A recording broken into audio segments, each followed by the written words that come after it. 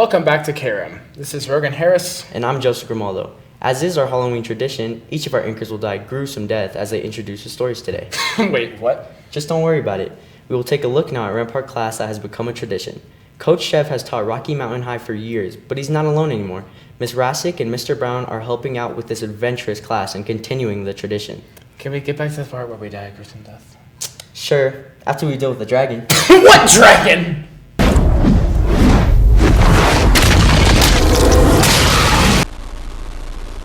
Rocky Mountain High is a PE program here for juniors and seniors that not a lot of people know about. This outdoor class serves as a way to find more opportunities to explore the beautiful nature of Colorado. KRAM decided to delve deeper into what exactly they do. Rocky Mountain High is a outdoor education program that's been at Rampart for a long time. It's been in the district since the school started up, and we have the climbing wall, we have high ropes and low ropes challenge course. We also do a little map and compass stuff. We go on field trips. We did a lot of team building before we even went on the wall. It's a good chance for kids to, kind of really see how to do Colorado properly. We have a lot of natural opportunities for kids to really explore this state, and this class really kind of opens up their eyes for some of those opportunities so that they can get the most out of living in Colorado. If students want to do this for another semester, they can go into Rocky 2. There is a Rocky 2, Section 2, for people who would like to do it for a second semester, and that involves more outdoor stuff. We try and do snowshoeing on Pikes Peak. We actually kayak in our pool. We do a lot of different things in that class as well. So it can be a whole year-long course if students really enjoy it. Some students and teachers shared their favorite parts of this program. It pushes you out of your comfort zone in like a fun way. You get really strong, you feel confident in yourself, your body, and honestly it's just a really, really fun gym class because you have to take one anyway. My favorite part is when students come into the class and maybe have some mental challenges as far as what we're going to do, so maybe they're afraid of heights or something like that, and as we work through the semester they're able to overcome those things. I do rock climbing outside of school. And I kind of wanted to see what the school had to offer and what kind of field trips we were going to go on. Because like I said, I do it before, and I really like Rocky. It's pretty fun. Mr. Shevlin is a remarkable and significant part of the Rampart community, having been teaching this program for 25 years. Sadly, he plans to stop his journey here soon and retire. Many preparations have been made for how Rocky Mountain High will be like after he leaves and how other teachers will take over. Mr. Shevlin is a staple in the PE department and has been here for a very long time. I know that I can handle whatever it is that I need to do for that class, but he just brings so much knowledge that I will miss being able to talk with him and ensure that I'm making the program as good as it possibly can be.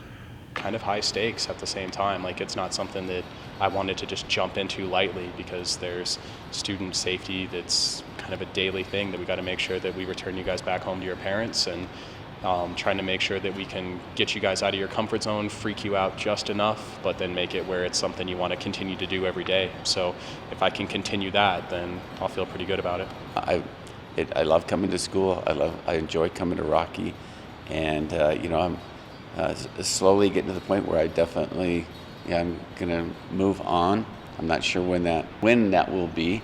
I know it's short, but I'll stay as long as they allow me to. One of the things I want to achieve, it's always been for all students to take this class, to try something new, try something different. We hope everything goes well for Mr. Shevlin and the other teachers. Consider joining Rocky Mountain High when choosing classes next year. This is Nelly Rivera Trejo reporting for KRAM. Sorry about my dragon. Sometimes I forget to lock Cupcake's cage. You can sign up for Rocky Mountain High for next year in February. You ever wonder why horror movie characters make such dumb decisions? Yeah, because of bad writing and Hollywood stereotypes. KRAM decided to look at the difference between what happens in the movies and what happens in real life. What's up with the teleprompter? I thought it was supposed to be 7 days. What do you mean? It has been 7 days.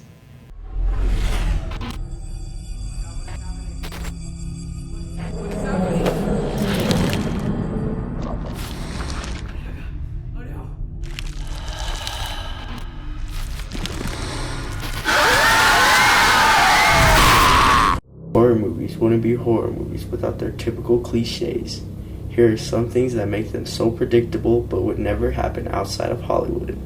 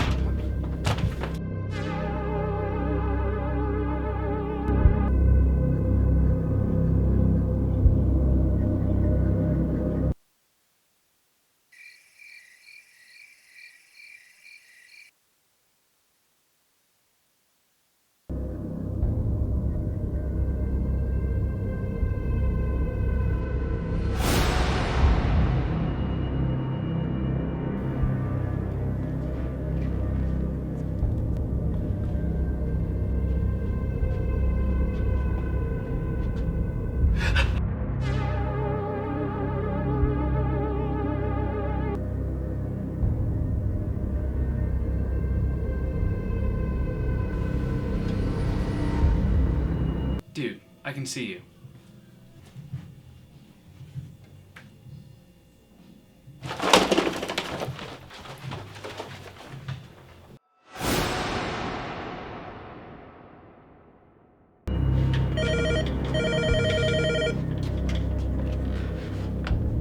I know where you live. Hello? Who are you? I see you. What do you want?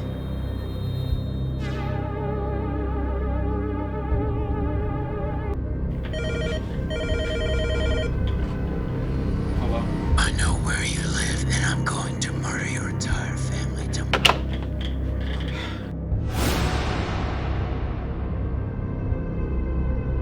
Dude, have you seen the story of like the serial killer running around? Dang. We should go find him. I think we should. How you bet?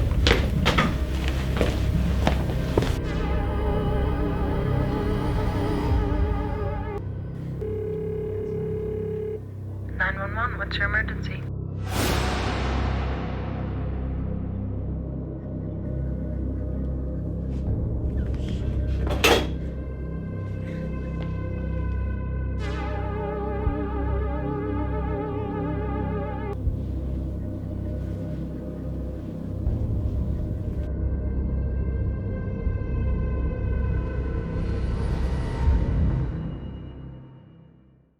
Boys tennis just finished their fall season with a winning record.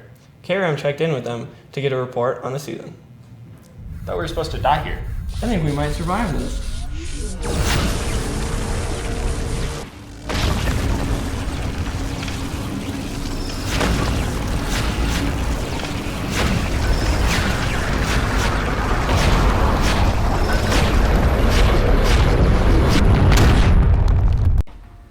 The boys' tennis season finished at the end of September with a winning record of 6-5. The team told us the most challenging part of the season. The most challenging part about tennis season was that, because like in doubles, that's like a more team-based sport because you need your partner and all. And if your partner doesn't show up sometimes, then it gets hard to like build strategies to like work around that stuff, so yeah. The most challenging part about this tennis season was probably regionals, because it was all the way in Fort Collins and we played a bunch of different schools from the state. I think the most challenging part of this tennis season was like regionals, because it was like really tough competition and we were like we played different schools this year, so we had like a tougher time at state, but we got 4th at state, which is pretty good. Each of the athletes had a favorite memory of this season's play. Winning many games and all, because winning's like, it feels always good to win games and all, so it always feels good. My favorite memory was probably the first day of practice, because I got picked for varsity.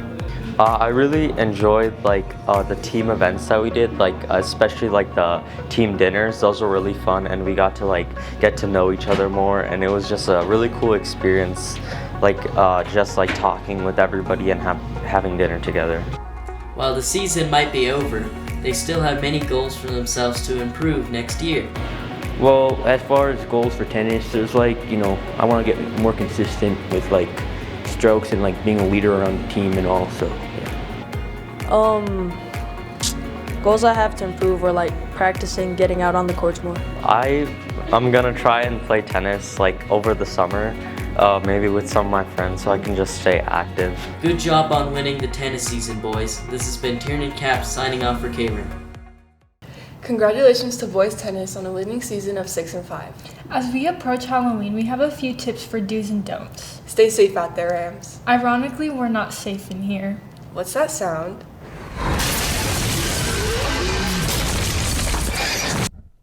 Halloween is fun for everyone. Coming into school and showing off your costume to your friends is a blast. While it is super fun and we love to see all the creativity, there are some rules you have to follow. 1. Your costumes must be school appropriate. If you have to think, can I wear this in school? Maybe reevaluate your costume or check the dress code. 2. No face coverings of any kind, including face paint. Full face masks or face-altering face paint are not allowed. Medical or half-face masks and light face paint are okay. The security officers at the front need to recognize you. We can never know who you really are. 3. No real or replicas of weapons or props of any kind. Even though your cool sword might be fake, someone can still get hurt if you're irresponsible. They can also be distracting to others, and some students may be sensitive to these kind of things. 4. No blow-up costumes. They are loud, big, and very distracting in class and in the hallways. Please be considerate to those around you. Those are all the rules you have to follow to wear your costume at school. These only apply at school, so dress accordingly. Please have fun when at home and while trick-or-treating.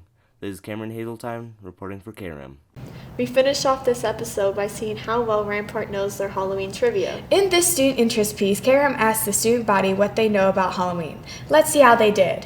What's that scratching sound?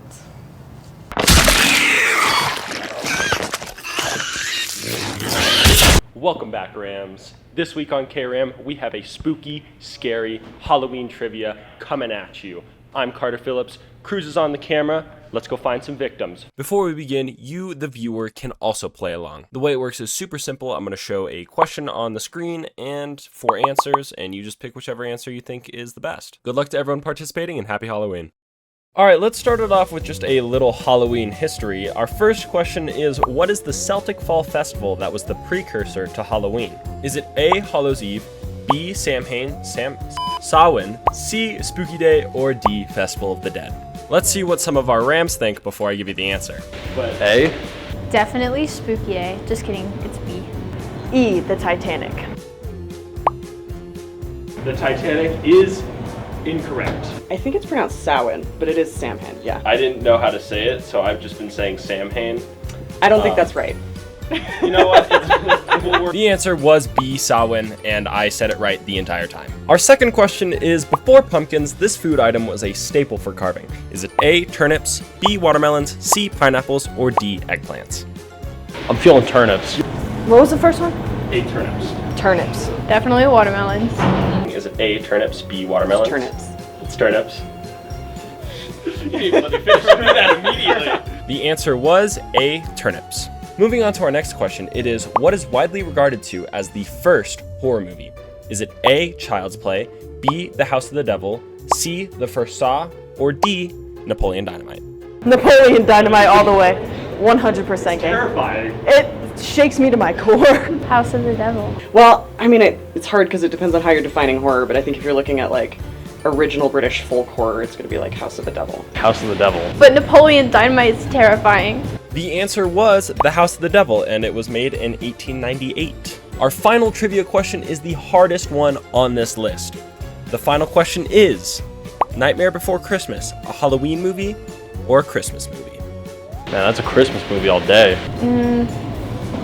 Christmas movie. It's more a Halloween movie than a Christmas movie. Yes. I think that's an acceptable answer. How many of the questions did you get right? This has been Carter Phillips, reporting for KRAM. Hello? Wow. Guess they all died. Hope they're not angry about it.